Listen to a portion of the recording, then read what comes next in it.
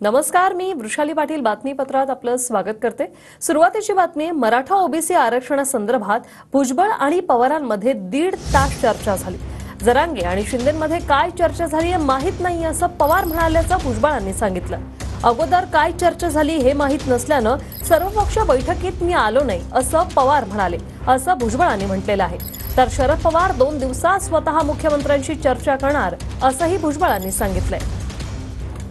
असं म्हणणं होतं की आम्हाला काही माहिती नाही की जरांगेकडे मंत्री मुख्यमंत्री भेटले, त्यांनी काय त्यांच्याशी चर्चा केली, आश्वासनं दिली हे आम्हाला माहिती नाही। जरांगेंना जे काही मंत्री भेटले किंवा आणखी कोणी भेटले त्यांनी काय सांगितलं हे मला काही माहिती नाही। ते तुम्ही विचारलं पाहिजे, मुख्यमंत्र्यांना विचारलं पाहिजे। आम्ही मंत्री झालो, मुख्यमंत्री झालो म्हणजे आम्हाला सगळ्याचा अभ्यास आहे असं समजायचं कारण नाही।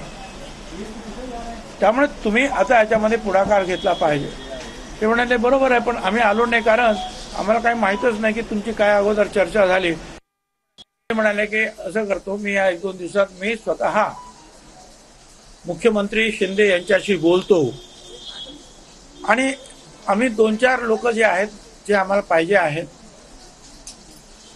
ती आम्ही एकत्र बसतो आणि काय झालं, काय होतंय, काय करायला पाहिजे आणि कसा हा प्रश्न आपल्याला सोडवता येईल याच्यावर मी चर्चा करायला तयार आहे।